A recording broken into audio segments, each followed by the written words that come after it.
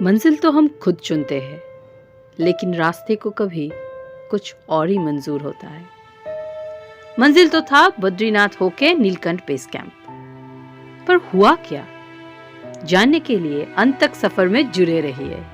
Video को पूरा देखिए और देखने के बाद ही बद्रीनाथ यात्रा और वहां से अब की अगली ट्रेक की प्लान कीजिए।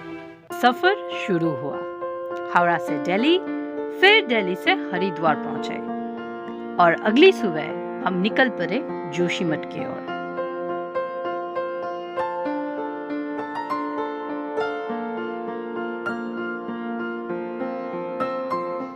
हरिद्वार स्टेशन के पास ही बस स्टैंड है, जहां से जोशीमठ और बद्रीनाथ तक की सरकारी बसेस छूटती है। पर वहां तक की एक या दो ही सरकारी बसेस अवेलेबल है। बस स्टैंड के बाहर ही रास्ते की ऑपोजिट साइड से जोशीमठ तक की और कुछ बद्रीनाथ तक की प्राइवेट बसेस जैसे हिमगिरी, गाढ़वाल एक्सप्रेस छूटती है। अब प्राइवेट बसेस में 500 से 580 रुपए में हरिद्वार से जोशीमठ और 600 से 700 रुपए में डायरेक्ट बद्रीनाथ तक की सफर कर सकते हो। अगर आप हरिद्वार से डायरेक्ट बद्रीनाथ जाना चाहते हो तो सुबह 4 से 5 बजे के बीच ही अपना सफर शुरू कीजिए, क्योंकि उसके बाद आपको जोशीमठ तक की बस तो मिल ही जाएगा, पर बद्रीनाथ का नहीं।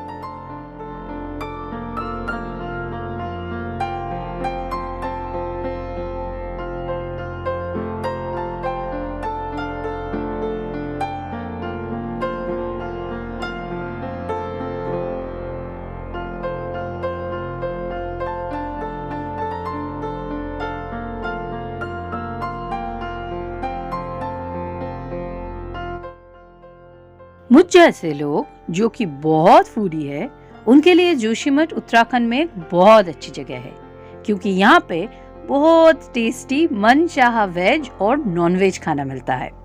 क्योंकि हम जोशीमठ में एक रात रुके थे तो शुभ काम में बिल्कुल देरी नहीं की, क्योंकि आगे से पूरा ट्रिप वेज ही होने वाला था।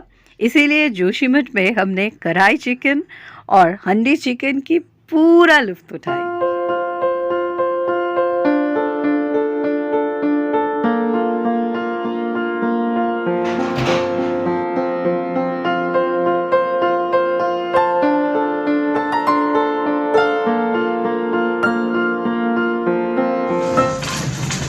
दिल्ली से हरिद्वार होकर जोशीमठ तक का हमारा सफ़र कल शुरू हुआ सुबह 6:30 बजे, लेकिन पहुंचते पहुंचते शाम 7:30 बज गया। और भी जल्दी पहुंच जाते, लेकिन पीपल कोटी से रास्ते की हालत बहुत ख़राब थी। कई जगह पे लैंडस्लाइड होकर रखा है।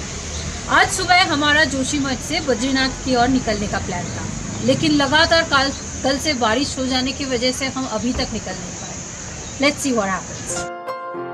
जोशीमठ एक बहुत ही खूबसूरत जगह है और विंटर में तो और भी ज्यादा। विंटर में जोशीमठ की खूबसूरती देखना चाहते हो तो हमारी पंगटचूला के वीडियो जरूर देखना। जोशीमठ से ही औली तक की रोपवे है, यहाँ स्की भी होता है। इन सब कारण के लिए विंटर में यहाँ टूरिस्ट की आना जाना लगा ही रहता है।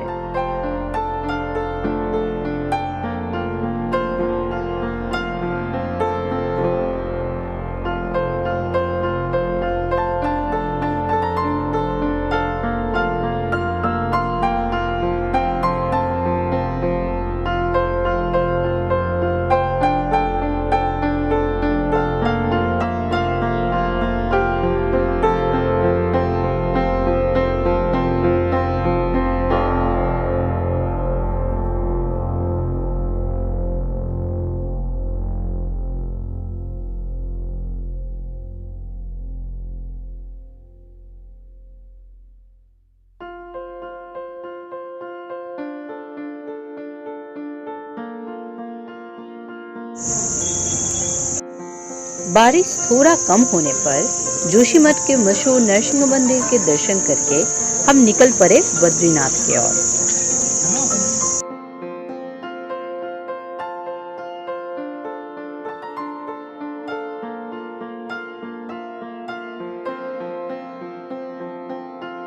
जोशीमठ छोड़ने से पहले ब्रेकफास्ट में यहाँ के छोले समोसे और गरम जलेबी बिल्कुल मिस मत करना।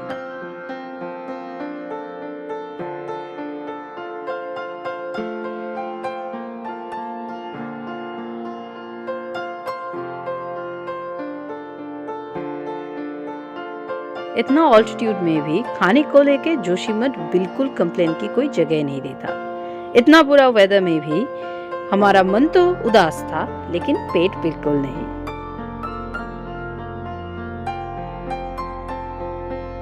जोशीमठ के स्टैंड से ही आपको बद्रीनाथ तक की शेयर गाड़ी मिल जाएगा। 45 किलोमीटर सफर के लिए शेयर कार में 200 से 250 रुपए पर हेड पड़ता है। पहले से बद्रीनाथ तक के रास्ते में बहुत इम्प्रूव आया है, पर खतरा अभी भी है। इसीलिए हाथों में वक्त लेके बिना हड़बड़ी किए शाम ढलने से पहले ही बद्रीनाथ पहुंचने की कोशिश कीजिए।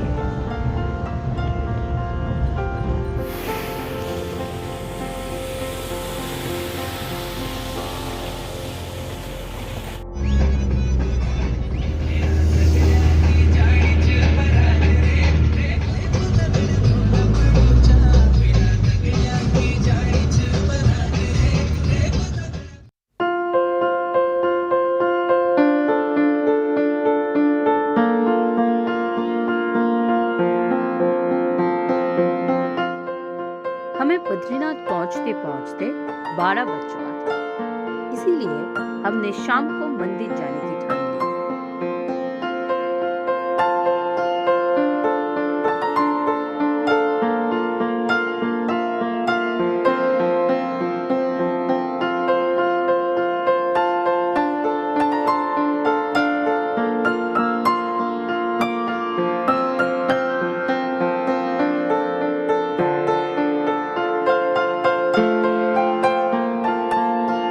बद्रीनाथ में आपको रहने की और खाने की कोई प्रॉब्लम नहीं है, बहुत ऑप्शंस अवेलेबल है। लेकिन अच्छे दिन के चक्कर में ये भी दिन ब दिन व्यवसायिक नगरी बन जा रहा है। तो अगर आपको बजट ट्रिप करना है तो काली कमली बिरला धर्मशाला या भारत सेवाश्रम में रुक सकते हो। भारत की हर कोने की वेज खाना आपको बद्रीनाथ में मिल जाएगा, और वो भी बहुत ही टेस्टी।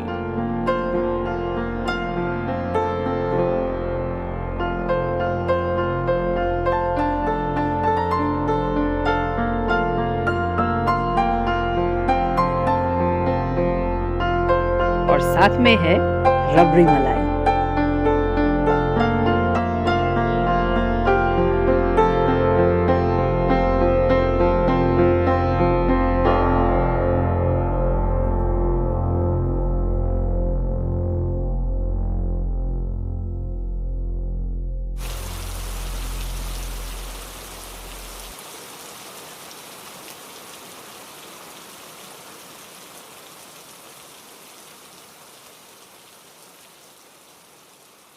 बद्रीनाथ का मार्केट शॉपोहॉलिक के लिए बहुत ही आकर्षक है।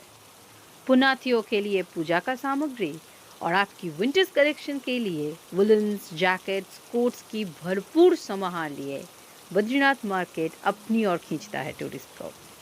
अगर आप घूम के खरीदने में एक्सपर्ट हो तो आपको बढ़िया ट्रेकिंग की सामग्री, स्पेशली क्लोथिंग लेयर पार्ट मिल सकता है बद्रीनाथ मार्केट में।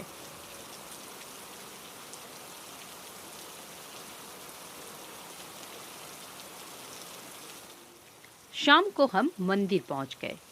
बद्रीनाथ मंदिर सुबह 6 से दोपहर 12 बजे तक और शाम को 4 से रात 9 बजे तक खुला रहता है। बद्रीनाथ पहुंचने के बाद से ही बारिश तो चालू था, पर जितनी रात बढ़ी बारिश और बढ़ता गया। एक वक्त पे तो सामने मंदिर भी नहीं दिख रहा था।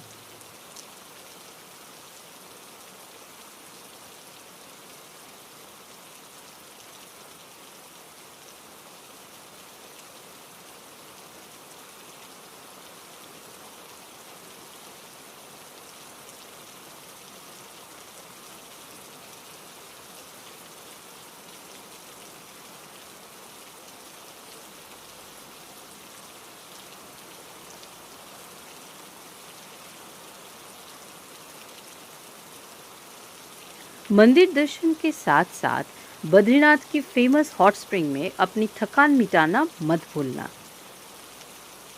एक्सेसिव बारिश और फॉग में सब धुंधला हो गया, मंदिर भी। साल बदला लेकिन हालत नहीं। पिछले साल की तरह इस साल भी हमारा एक बेहतरीन ट्रैक रूट कैंसिल हुआ डिजास्टर की वजह से। हुमायूं, गाढ़ोवाल, पूरा उत्तराखंड में ही रेड अलर्ट जारी है। लगातार बारिश हो जा रहा है और लैंडस्लाइड तो लगा ही है। 6 से 12 तारीख तक उत्तराखंड की सारे हाई ऑल्टीट्यूड ट्रैक बंद है। बारिश और जोशीमठ को पीछे छोड़े बद्रीनाथ पहुंच तो गए, लेकिन बारिश रुका नहीं। नीलकंठ बेस कैंप तो दूर की बात है, होटल रूम से निकल के माना विलेज तक जाने की भी हालत नहीं हुई। वेदर इतनी खराब। अभी टूरिस्ट पुनाती बहुत ज़्यादा आ रहे हैं। इतनी खूबसूरत जगह भी बहुत ही कंजस्टेड होता जा रहा है।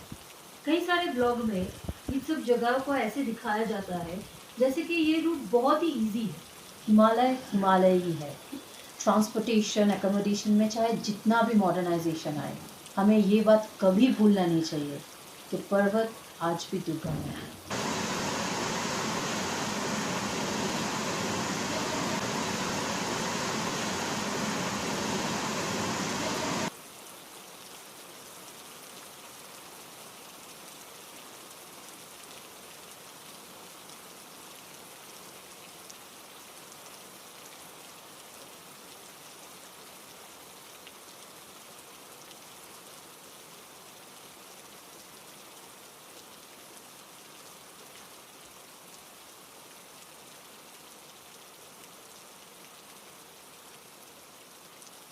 अगली सुबह बारिश इतना हो रहा था कि खाने के लिए होटल से बाहर निकलना भी मुश्किल था।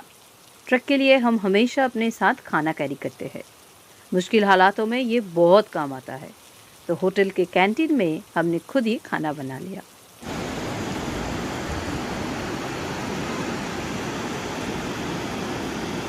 अगली सुबह बारिश की तेज थोड़ा कम होने लगा और हम निकल पड़े माना एक्सप्लोर करने। बद्रीनाथ से माना गांव तक की 5 किलोमीटर की दूरी तय करने के लिए आपको 500 रुपये में शेयर कार मिल जाएगा, जिसमें आराम से 5 से 7 लोग सफर कर सकते हैं।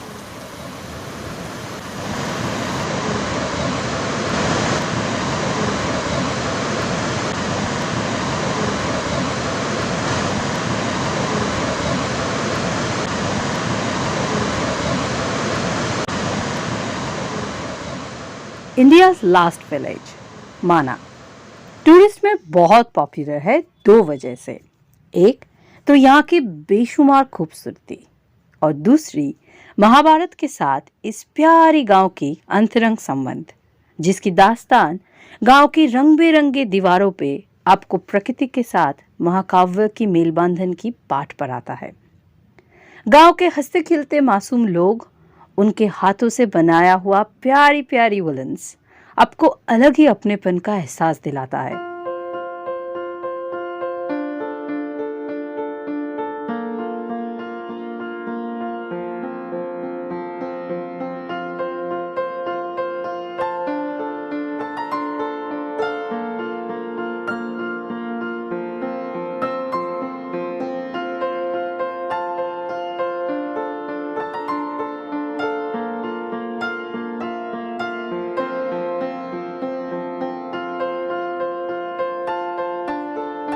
लकीली मना से लौटते वक्त वेदर थोड़ा क्लियर होने लगा और बद्रीनाथ की बेशुमार खूबसूरती इस ट्रिप में पहली दफा नजर आने लगा। खराब वेदर की वजह से नीलकंठ बेस कैंप ट्रैक तो हो नहीं पाया, पर हम जरूर लौटेंगे। तो अगर आप भी हमारे साथ जुड़ना चाहते हो तो जुड़े रहिए। इंस्टाग्राम, फेसबुक में फॉलो करते रहिए।